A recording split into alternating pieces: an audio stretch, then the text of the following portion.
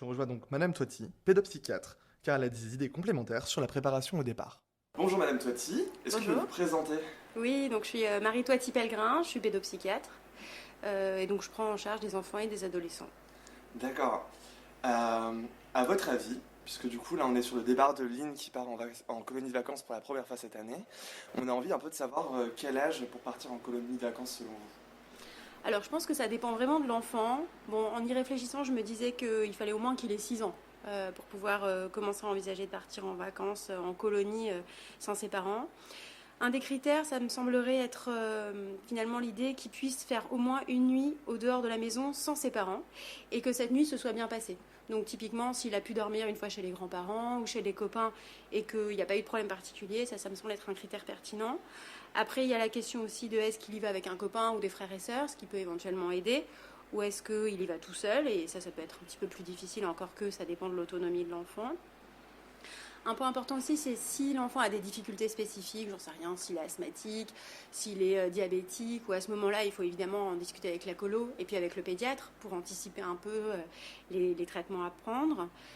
Et puis je pense que si un enfant ne veut pas, s'il dit non, j'ai pas envie, il faut en discuter avec lui évidemment, comprendre ses raisons, et puis différer éventuellement d'un an.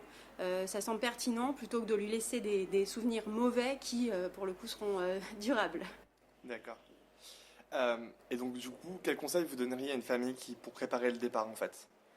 Alors, déjà en amont, avant le départ, il y a le choix de la colo. Avec l'enfant, qui peut se faire en fonction aussi de ses centres d'intérêt. Aujourd'hui, il y a des colos de toutes sortes, donc voilà, quelque chose qui correspond à ses goûts. Et puis à ajuster aussi la durée en fonction de son âge et de ce dont il a envie.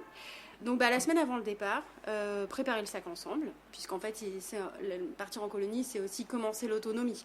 Donc il faut qu'il participe à la création, à la préparation de son sac, donc lui montrer où toutes ses affaires sont rangées, l'aider finalement à organiser les choses, lui donner aussi des petits conseils de rangement quand il sera en colo et qu'il va être tout seul face à toutes ses affaires. Voilà, l'aider à un peu organiser les choses pour que tout ne soit pas mélangé et finalement désorganisé pour lui dès le premier jour.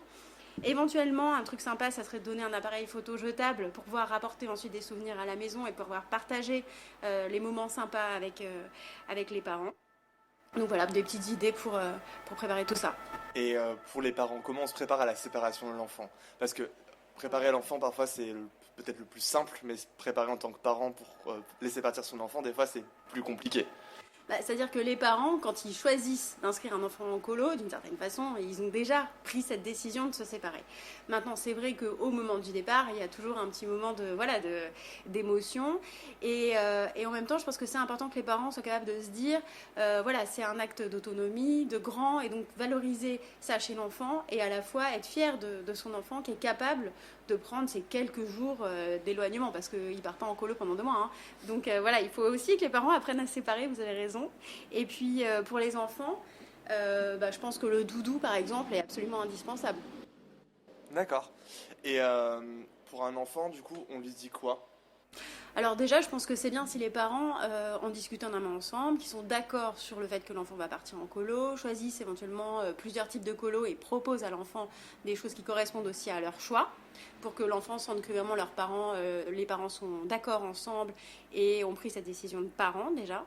Et puis ensuite, finalement, ce qui compte, c'est de lui expliquer que c'est un acte de grand, que les parents vont être fiers de lui, qu'il va pouvoir apprendre des choses qu'il n'aurait pas appris forcément en famille, à la maison, j'en sais rien. Il y a des enfants qui vont faire de la pêche en colo ou des colos scientifiques ou des trucs vraiment qu'on ne fait pas forcément avec les parents.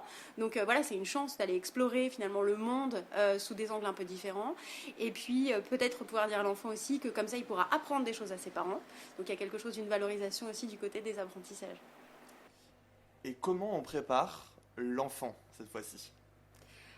Alors déjà, je vous disais tout à l'heure, emporter son doudou, ça semble indispensable. C'est vraiment un objet qui fait la transition entre la maison et l'extérieur. Donc ça, il ne faut pas l'oublier, c'est très précieux. Après, pour certains enfants qui ont parfois des troubles du sommeil ou des angoisses un peu comme ça la nuit, préparer une enveloppe avec des mots doux à ouvrir en cas de blues, c'est quelque chose aussi qui peut être assez rassurant d'une part et puis qui peut être assez sympa en plus à faire pour les parents.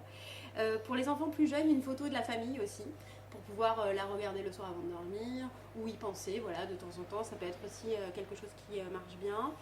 Définir avec un enfant aussi un rythme, avec son enfant pardon, un rythme d'appel, c'est-à-dire lui dire bon, je vais pas t'appeler tous les soirs, mais imaginons que je t'appelle un soir sur 2 ou un soir sur 3. Ça peut aussi être quelque chose qui est rassurant pour l'enfant de savoir qu'il va y avoir comme ça une rythmicité. Et puis, dernier point, lui parler des retrouvailles, c'est-à-dire lui dire concrètement qui va aller le chercher à la fin de la colo, et ensuite qu'est-ce qu'on fera, c'est-à-dire comment on va continuer les vacances ensemble, et quel est le programme pour que l'enfant puisse imaginer la suite et donc se projeter dans la suite de l'été. D'accord, bah merci beaucoup. Là, je vous en prie.